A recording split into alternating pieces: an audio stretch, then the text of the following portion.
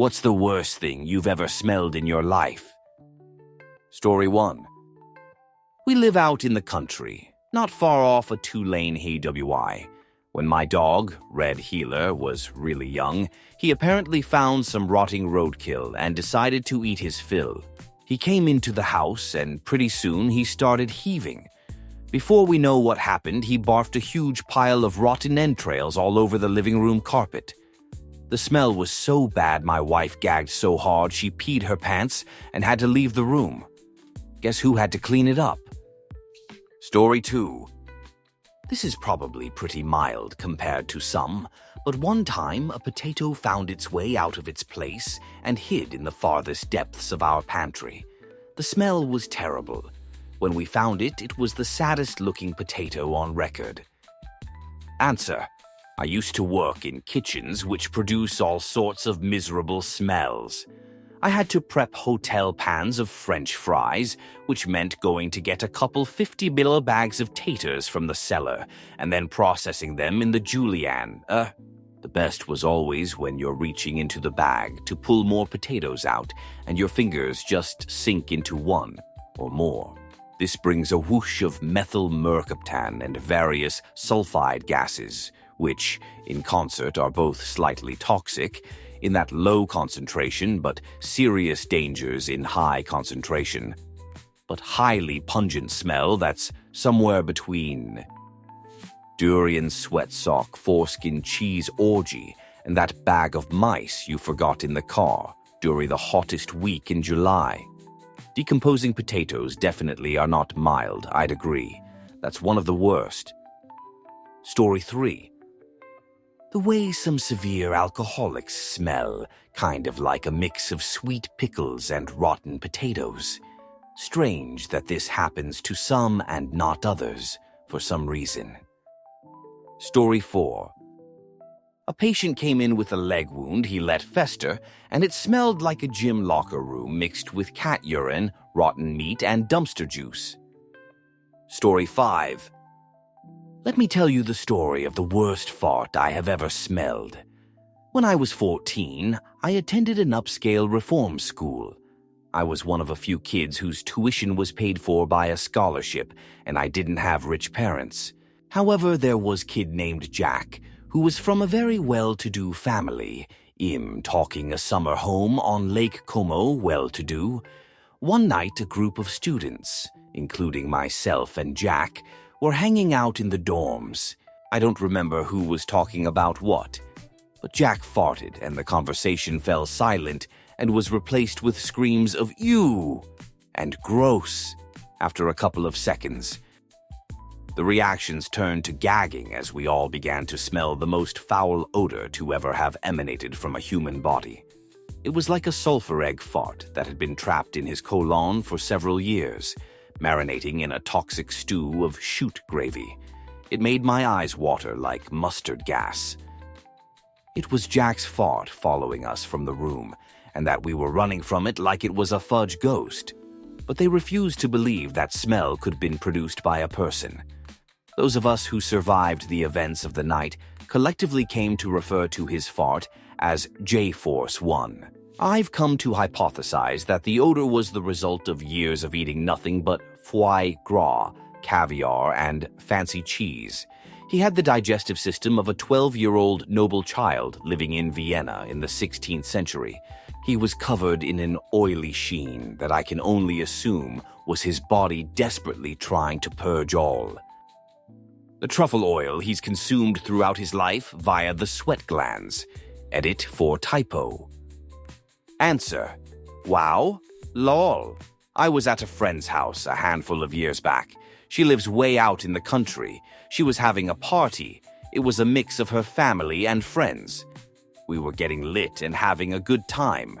At some point, I had to pee. I went into the house, and I about died. It smelled like 6 porta potties that had been sitting in 110 heat, baking, had been flipped over. I go grab my friend. Soon, everyone is searching for a sewage leak. It wasn't normal. Her dad, he's extremely overweight, and was sitting in a chair by the front door on the porch. He's watching everyone search for a sewer leak for like 20 minutes. Come to find out, there was no sewage leak. Her dad had taken a dump, and it was that ungodly. It was like the breath of Satan. Story 6. I've been around decaying animals, been to landfills on humid days, but my beagle came into my gaming room one night, ripped jerk, and walked out. And I swear to high holy Christ, it reeked like both of those things, combined with Bigfoot's gooch after running a marathon. I thought I was going to throw up and pass out all at once. Story 7. Rottweiler fought after eating pickled pig's feet. It hung in a 2500 SQF house with all doors windows open for an hour. Story 8. A backed-up grease trap in a restaurant I was working in. I couldn't get within 50 feet of the kitchen without gagging. Story 9. Cleaning out a basement months after a flood, homeowner didn't have good insurance, so they left it. Dead animals, unplugged freezer with meat, and mold all dumped on the floor and soaked in filth water. Story 10. This guy's breath on 10-hour flight. He sat next to me. It was miserable. ISTG, he has never brushed his darn mouth, not even a tooth. Story 11. I made Brussels sprout soup, took it into work and warmed it up on the microwave for my lunch.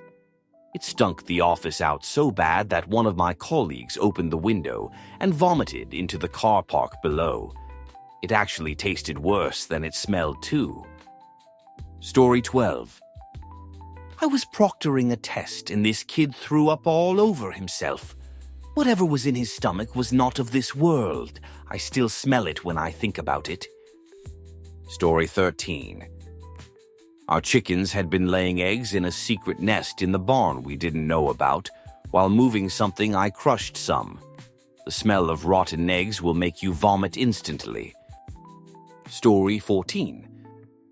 A guy in my fraternity got a big abscess on his left butt cheek from taking a shot of testosterone. It swelled up to the size of maybe a tangerine. He was afraid to go to doctor and have his parents find out. Packed it, and our buddy went to campus medical clinic, made up a story about needing antibiotics for being sick, and it cleared up. Looking back on it, we were a bunch of really dumb 20-year-olds. Story 15. One time, I was going to try making homemade tofu, so I let some soybeans soak in a covered bowl. It ended up sitting for a couple weeks, partly because after the first several days I was too scared to deal with it, so I kept putting it off. The smell when I finally opened that thing to dispose of it was so fudge, horrid, worse than sewage. Story 16. Gray matter. I rolled up to a car accident to offer assistance, off-duty EMT. The truck rolled several times before landing on its tires and the engine cut off. My then GF, a nurse, provided latex gloves and called 911 to notify CHP Fire EMS.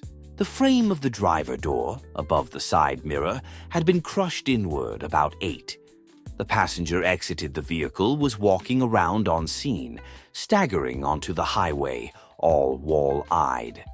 After giving specific instructions to a bystander Samaritan, patient 1 was okay. I opened the passenger door to see the driver, resting in an unnatural position. Slumped forward in their seat, unresponsive and presenting with agonal respirations. This was my first encounter hearing that. It's forever burned into my memory. Since I couldn't extricate, and there were clear signs of spinal injury, I decided to move to the back seat to hold the driver's head and neck in place until Fire EMS arrived. While entering the vehicle, I noticed pooled, splattered, spattered, and coagulated blood covering about 30 of the window windshield and the interior of the vehicle. I've been near blood before. This smelled different.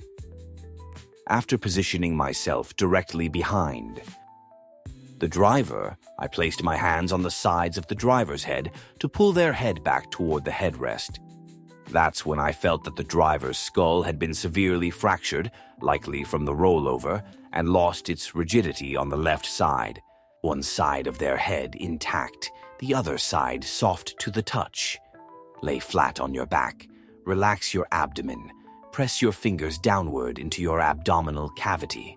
That's soft.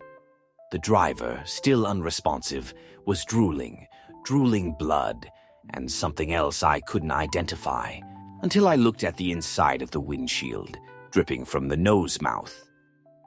Of the driver was gray matter. Yes, brain. The coagulated blood had traces of brain tissue that has been freshly squeezed and spewed out from the mouth-nose of the driver. CHP and Fire EMS arrived and determined that I was sufficiently providing care, so they left me to continue, returning to place a canvas tarp shroud over both the driver and me.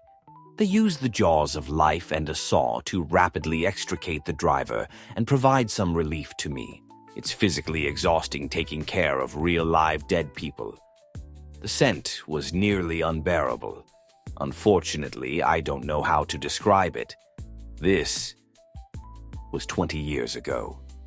The smell lingered for days. I couldn't tell if it was my clothes, skin, or hair. Nothing helped, but it eventually went away. Closure. The passenger was treated on scene, taken to a trauma center.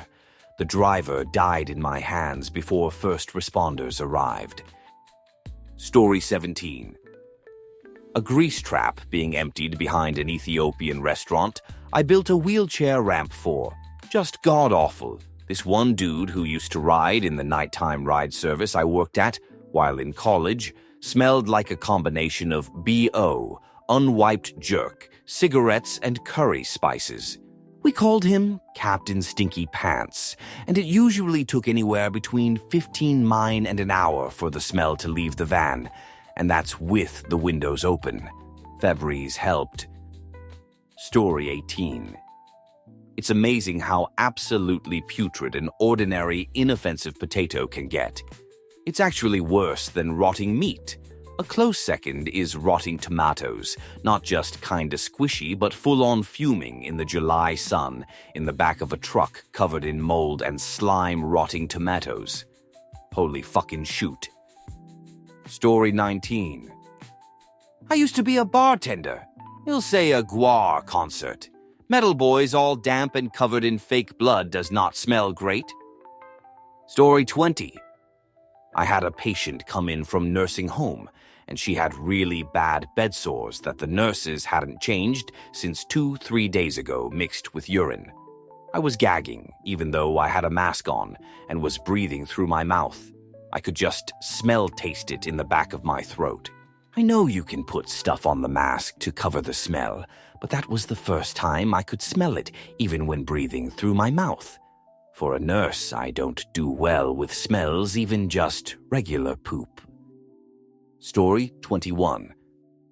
6 weeks post-Hurricane Katrina in the French Quarter, where all the restaurants, bars, and residential refrigerators had lost power in the storm and all the food rotted. People were duct taping their home refrigerators shut and taking them out to the curb. It was like living in an open mass grave. Story 22. I adopted a dog from a woman in my building when she passed away. She didn't take care of the dog's teeth and they were rotting out. Poor dog's breath smelled like raw sewage and rotting fish. Poor thing had to have all her teeth removed to save her kidneys and life. Story 23. A dead body. Guy died in his truck on the weekend in the Texas heat and was found midday on Monday. Talk about the smell. Story 24. Shoot blood. If you've never smelt the results of a GI bleed from an old lady who is also a hoarder, a trail of shoot blood from her grimy mattress, down her hallways into her living room, and all over her grimy recliner, and then left in the unair-conditioned, trash-filled house for 16 hours, you really don't know the answer to this question, I promise. Story 25. Had a deep freeze go out when it was full to the brim with deer, goat, and sheep meat rotted like crazy blood was pouring out the bottom, was horrendous. Story 26. The fumes of a sponge factory. I can't even describe it, but there was one on a road I'd take several times a year, and so far that's the only smell that made me physically gag every single time. Story 27. Jake's Pub in Ankeny, Iowa. Some chode with neck tattoos was unloading squirts of diarrhea into shot glasses in a corner and trying to fist bump his bros and anyone else walking in between grunts. It smelled like rotting corn and Monster energy drinks. Story 28. I work as a public transit driver. The other day I was driving and picked up a man who had a green reusable grocery bag on his foot. It was taped around his leg, and it looked like he most likely had multiple bags or maybe bandages around the foot under the entire bag because it all looked massive, like a giant boot. He got on and sat down in the seats behind my door, where I sit in an enclosed area. Within minutes, I could smell what smelled like rotting animal. I was genuinely holding my nose with one hand and driving with my other. I can only assume that underneath his wrappings, that man's foot was severely infected, potentially gangrene. Every other person I picked up went to the opposite end to sit down. When I arrived at the station, he got off, and I aired out the vehicle by leaving the doors open for a few minutes. I had to get out to use the washroom before doing my next drive, and when I stepped out of the driving area, it smelled worse, tenfold. I actually don't think I've ever in my life smelled something so putrid. Perhaps the best thing I could compare it to is when you haven't taken your compost out in 2 weeks and then leave it to sit in the hot sun for another week. But worse. Story 29. When I worked in the ER in the early 2000s, a woman came in by ambulance that they had to bring in from a big city because she was quite large. When she was wheeled in, she smelled like nothing I could even begin to describe. Upon examination, she had lost a sandwich somewhere in an abdominal fold, at least a week ago, as that was the last time she had sandwiches. Story 30. Lived in my uncle's trailer court in college because free. It was a slum, and no one cared about the people there. It was across from a processing plant. When spring came and everything warmed up, there was a horrific smell. Homeless man had died out there in the middle of a very cold winter and finally thawed out. If this would have been in a gated neighborhood, someone would have paid attention. I've never forgotten that life lesson. Story 31. A urine sample that was brought into a lab. It was obvious it had been collected days ago and left in a hot car. It was like being handed a cup of hot soup. It was so warm. We were told to just decant it and let the main lab reject it. The whole thing was red from the amount of blood in the urine. The cup hissed when I cracked it open. I tried to decant it, but there was so much mucus. In it, the vacuum tubes and straw assembly just couldn't work. I threw up and tapped out when a big glob of mucusy whatever flopped off the straw and onto my gloved hand. The girl who went in to finish the job barfed almost immediately. Someone else went in, bagged the whole thing up while retching, walked that chute over to the main lab, and told them to deal with it under Thier Hood system. I am no stranger to bad smells. I know the scent of all stages of decay. I also have smelled more chute than the average human. This unholy urine bomb was not of this realm. It was like passing blood, C. diff, and rotten pineapple all in a sun-baked plastic cup. Honestly shocked that thing hadn't exploded in the car. Story 32. Corpse. A neighbor who lived alone suddenly disappeared, and after a week, the bakery owner who saw him every day when he went there to buy some bread and have some coffee asked us neighbors about him. We couldn't reach him, so we called the cops to check on him, and when they entered his home, he was dead on the bed. Heart attack. The stench filled the whole street for hours. It was the most horrible smell I've ever experienced in my life. Story 33. I used to work in a factory that built big air handlers and heat exchangers for the Navy. On some units, they'd apply this stuff called Sound Down. It was a blue, plasticine-looking sheet about an inch thick that had to be cut to size. The smell from cutting into this stuff was insanely potent. It would fill the whole shop, seemingly. It had a weird, chemically smell that made me incredibly nauseous. It hit some people the same way, while others seemed to barely notice it. Luckily, I never had to handle that awful stuff. Story 34. A protein bottle I forgot in my car overnight. Just throw it away if it ever happens to you. It is truly not worth it to salvage. Story 35. I know this is silly, but when I was pregnant with my third, I had the worst all-day sickness ever. Well, my husband was cooking salmon one night, the only thing I could bear at the time, and when one of the pieces hit the pan, it was the most horrifying stinky fish smell of my life. I refused to go back in until every ounce of that stink was gone. I still, to this day, gag at the tiniest thought of salmon. Story 36. The worst for me was when a guy opened his RV toilet drain to the pipe without screwing it on, and my skin burned from a skin cancer removal process. Story 37. I drove through a town in FL that had a huge paper mill, and of course I had my AC turned on. OMG, it was horrible. I've lived on a farm and in a farming community for my entire life, and I'm also a nurse, so trust me when I say I've smelled some things, but this paper mill was next level horrible. I honestly don't know how people can stand to work there or live there. Story 38.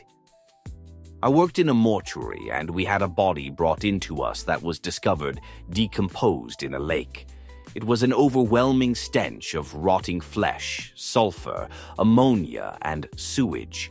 It was the kind of smell that clings to your clothes, your nose, and it has stayed with me ever since.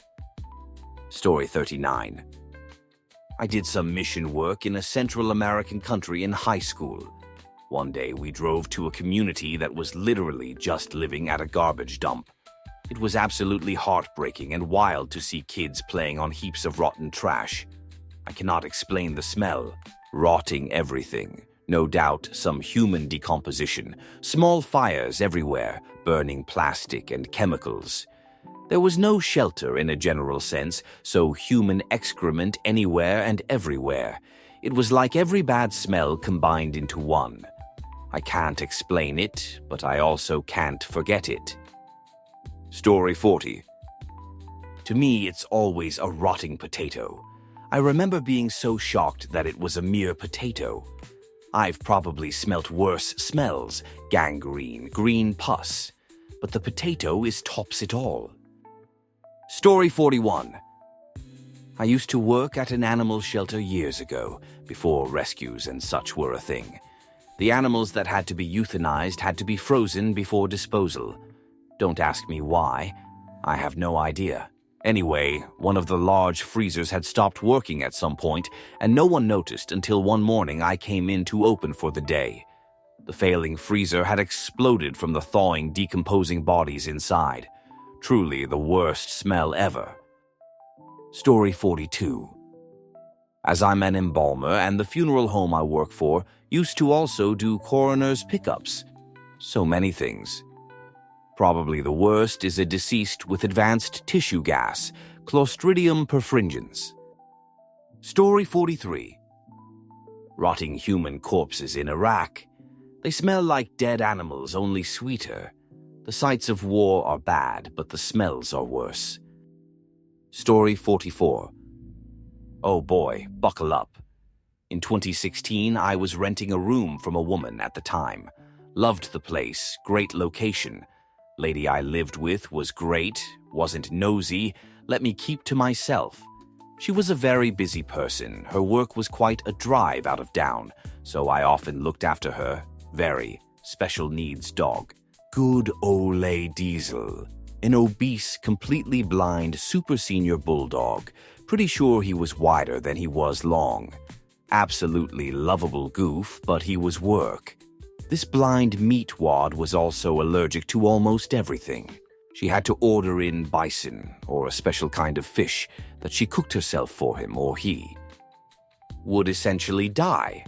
One summer day, I was just in my room, minding my own business, when I hear the lady I rent from in absolute hysterics, slamming on my door.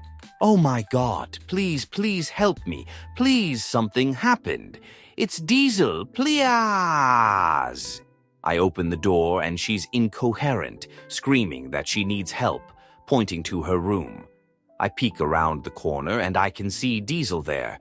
He seemed completely fine, just a little riled up, probably from all the screaming. But then I walk in the room and by God he was not. First I started smelling something. I stepped further in the room and as I turned around the bed, I seen it.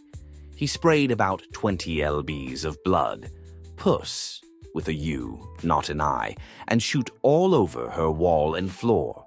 She was just screaming that she needs him to go to the vet. I somehow picked that brick shoot house up, ran downstairs with him in my arms, put him in her car and sent them on their way. I walked back up and just looked at it. That crime scene looked like someone thunderclapped with hands full of marinara and pineapple chunks and shoot. I thought to myself, there is no way in hell this dog is coming home, and the last thing she's gonna need when she gets back here is to clean this up. So I went through 4 rolls of paper towel, half a bottle of Mr. Clean, and bagged up his dog bed that was sitting in it. Everything else it touched I threw down into the washing machine. Took almost 2 hours of my gagging and running out of the room to make sure I didn't add to the mess. About 4 hours later, she comes home, and she's with Diesel. He was completely fine. They said they do not know what happened and called it idiosyncratic. I moved out not too long after that. Not because of that, LOL.